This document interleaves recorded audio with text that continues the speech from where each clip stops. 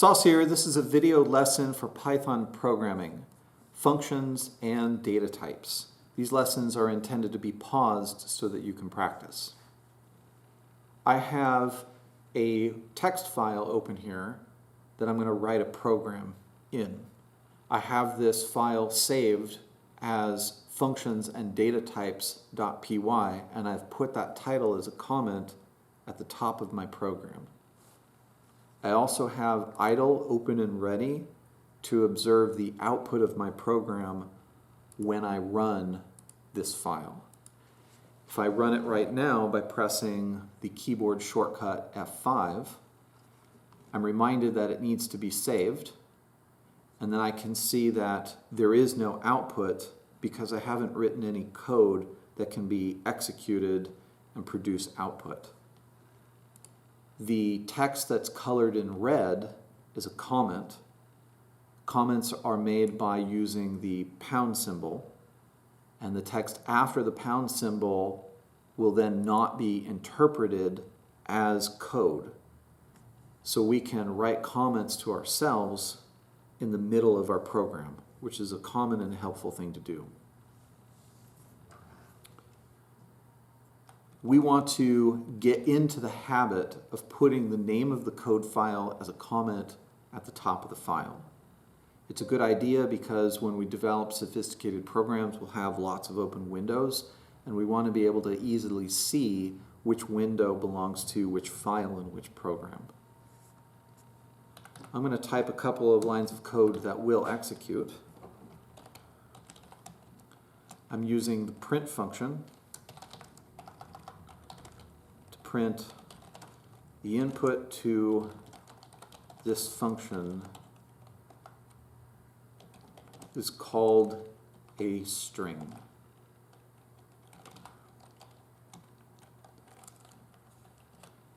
This is a complete line of code, and you can see that idle has colored it so that we can see the different parts and pieces of the code, and they're easily distinguished. The function that we're using has been colored purple. Print is a common function that's recognized by the language. We have black parentheses. We could call the functions parameters. A function has, at the end of the name of the function, parentheses, and if the function takes input, then the input belongs inside of those parentheses. We do have input to this print function. It's this green line that's in quotes. And the input is literally the sentence. The input to this function is called a string. String is a data type, and we know that strings are a data type called string if it's colored green. And we can create strings by putting words inside of quotes. So the input to the print function in this case is the string, and if we run our code, we will see that string has been printed.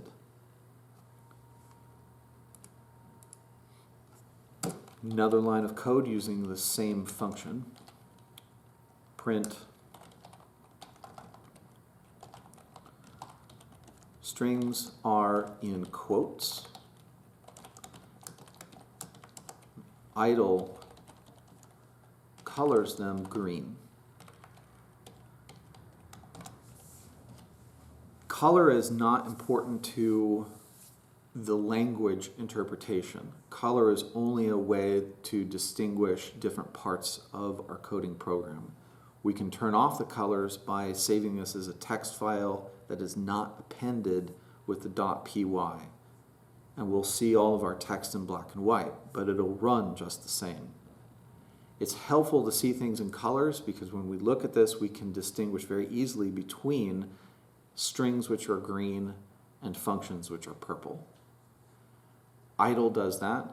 Idle is an integrated design language environment. It's simply something that we can interact with that helps us use the language. It's not a part of the language itself.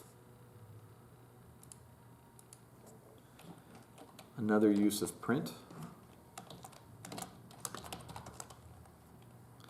Both set of quotes may be used. This string is using the double quotes. So we have two sets of quotes that can be used to make strings. And the example that I gave just now used the double quotes. The previous example used the single quotes or apostrophe. And the reason why we have two is so that apostrophes ain't a problem.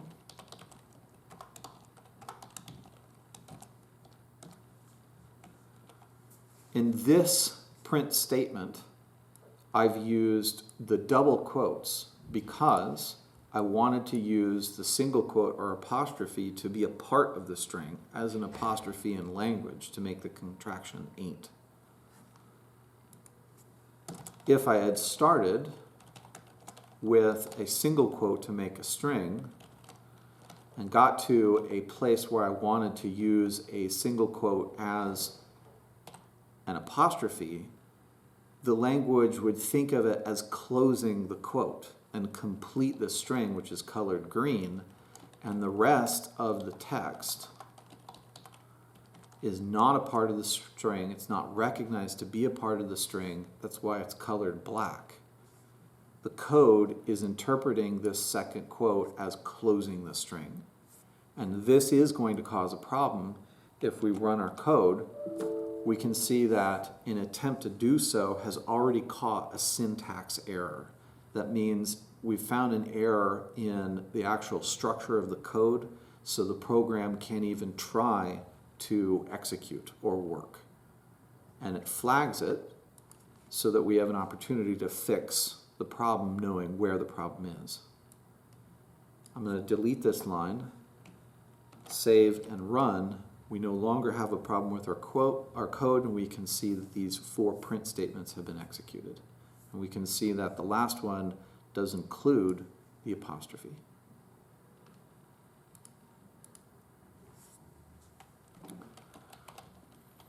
Let's print something different. Print 4. And notice that the input to this print function is not a string. It's not colored green. It's not in quotes. It's an integer. It's just the number 4. Can we do this? Yes. We can see that the output is here. It literally printed 4. But 4 is not a string. Notice the above print argument is not a string. An argument is another word for the input, what we're putting inside of the function parameters of the function. It's a different data type. 4 is colored black, it's an integer, or we could say int for short. So we've been introduced to 2 types of data, strings and now integers. We can use the type function to tell us what type of data is the argument that we're giving the type function. In this case, I've used the type function. It's colored purple, so it's recognized to be a function by the language. Inside of its function parameters, that's the parentheses, I've put the integer 4. If I ran my program, I can see by saving and running that I have the output 4, which is the output of this print statement here. But I don't see any other output.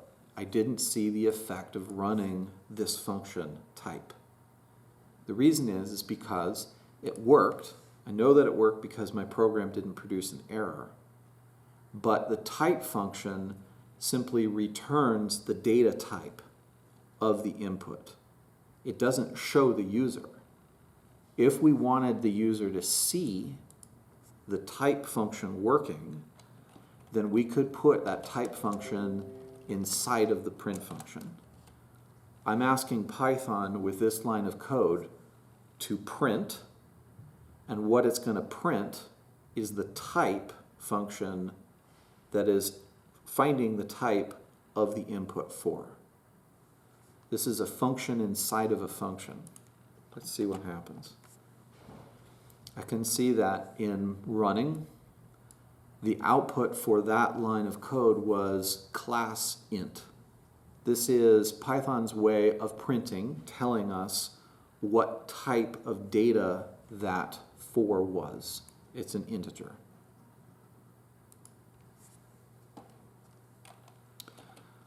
We could do this again, print the type, but in this case, we're going to put a different data type. In quotes, I've written a simple string. Let's anticipate what we'd expect if we ran this program. We know that 4 is an integer. The type function will recognize that, and the print function will then show as output what that type function has discovered. So this, I need another parenthesis to close it. This is a string. The type function ought to recognize that. And if I'm printing what the type function produces, then I ought to see as output that it is a string. Saving and running, I can see that that line of code had the output class str, which is short for string.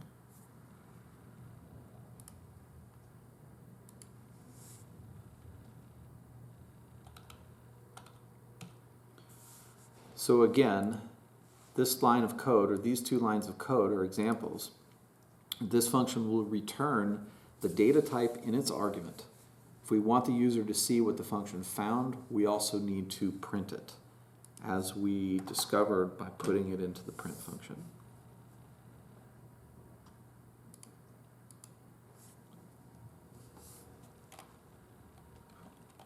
Let's use print again in a different way. What I'm asking to print here is a math problem. I have 4 plus 4 as the argument of the print function. What's going to be printed? Save and see what happens. This is the output of printing 4 plus 4. Notice that math was done before it showed us the result. Python can do math, and this is simple math, 4 plus 4.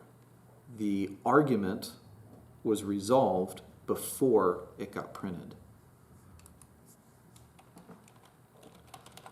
What happens if I print 4 plus 4, but change the data type of the 4? I've put the 4s in quotes, which means that they changed into strings. So I'm asking to print the string 4 plus the string 4. They're no longer integers that we could do math with. What's going to happen? In this case, the result was 44. But not because math was done. 4 plus 4 is 8, not 44. So this argument right here is not mathematical in nature. What's happened is we've attached those two strings. We took two independent strings, 4 and 4, and we added them together to make a string. In this case, simply running them together made the string 4, 4.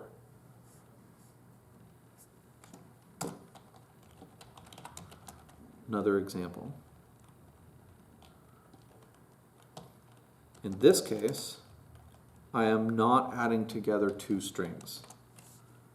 It's different than the one above because the sum, or the plus sign, is a part of the string. So we're printing a single string, and when we do, the output is going to be different than before because we are literally printing 4 plus 4 as a string. No math, and no sum of two separate strings to make one. This is just printing what we see. Another example. In this case, we're going to add the string 4 plus the integer 4. The string, of course, is colored green. The integer is still in black. What happens when we print this? It created an error. Created an error because in the output we can see that the program broke and there's red text, which is the error report. And if we read the last line, we'll be informed type error can only concatenate, that means the addition of strings, non-mathematical addition of strings, can only concatenate string, not integer to string. In other words, it's telling us we can't make sense of adding a string and an integer together. It's meaningless, or the meaning is inconsistent. So what we're going to do so that this error doesn't persist is that we're going to comment it out and then say, for record, this code causes a program to break.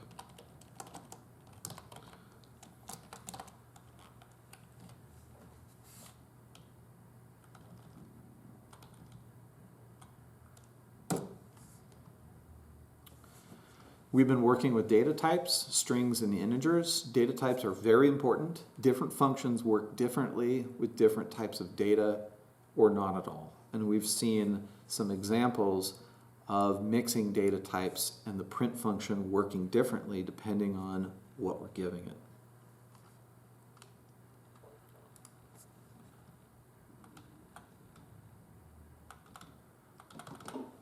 We've seen this example of breaking our code. Sometimes data types can be converted.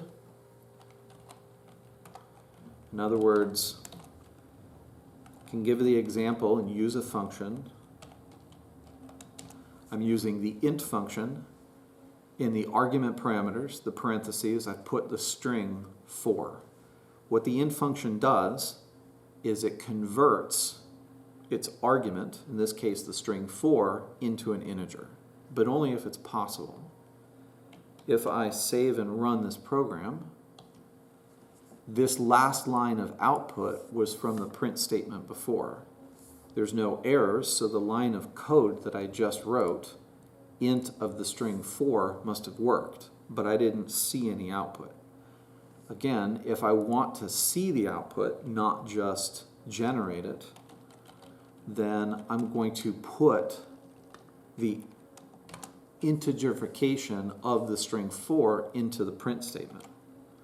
When I do it and I run, I can see that the output is 4. What happened was this string of 4 was able to be converted into an integer data type, became a number 4, and then it printed it so that we could see the output.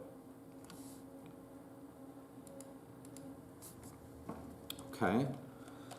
What if I wanted to print or simply take the integer of the string sauce? Sauce is a string, it's colored green, it's the argument of the int function. The int function is going to try to change sauce, the string sauce, into an integer. Can that be done? Does it make sense to do that? It doesn't, which is why it causes an error in our program. Our program broke, and it gave us the error, value error, invalid literal for int with base 10. A lot of information there. The short of it is the short word sauce can't be converted into a mathematical number. So we want to comment this out and highlight it and say this code will break. We're almost finished. I want to introduce a third data type.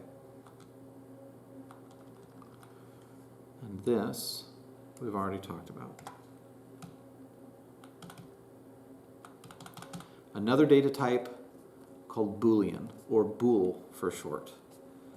And what a Boolean is quite simply a value that is either true or false. I'm going to use the type function again and put this special keyword true into the type function. So a Boolean can either be true or false.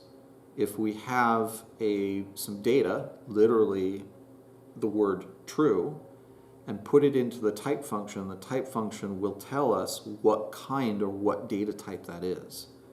This is a little strange at first, but Booleans are extremely useful, as we will see when we get further in coding.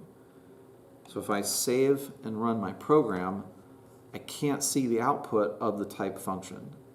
And again, the reason for that is because the type function is working, but if we wanted to see the result and not simply use the result, then we put that into the print function.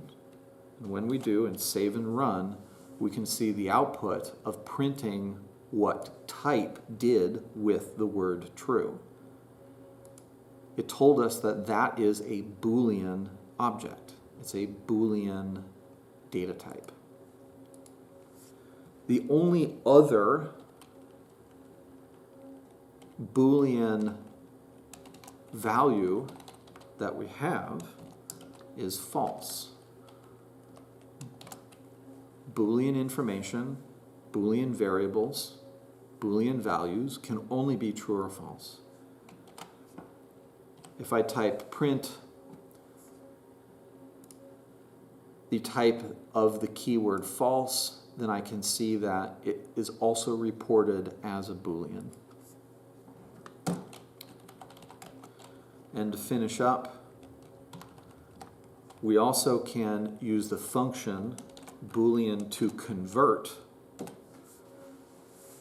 a integer into a Boolean value. So the Boolean or bool function, just like the int function, will take its argument, its input, and attempt to turn it into a Boolean data type. If I put 1 into the bool function, 1 is an integer. Its type is integer.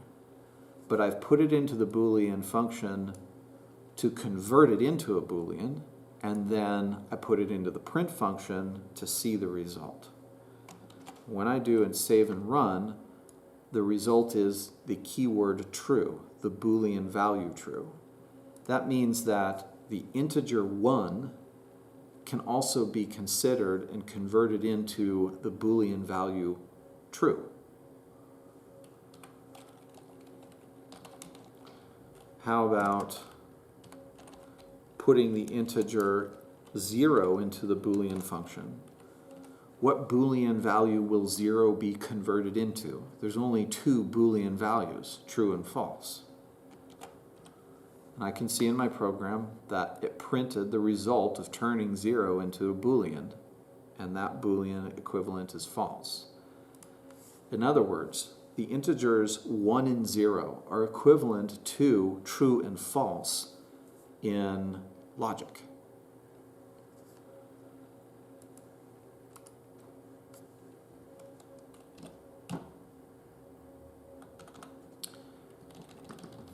Now you.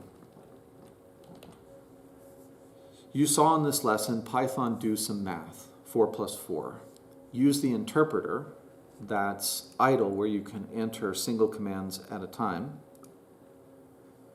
Use the interpreter to investigate some other ways Python can do simple math. How many operations can you discover? Simple operations in mathematics or even complicated ones. You saw what happens when we add strings with a plus. Experiment to find what happens with strings when you multiply strings with strings and integers with strings. You saw the bool function change an integer into either true or false. What happens when you use bool on a string? Can you find a string that makes bool return false?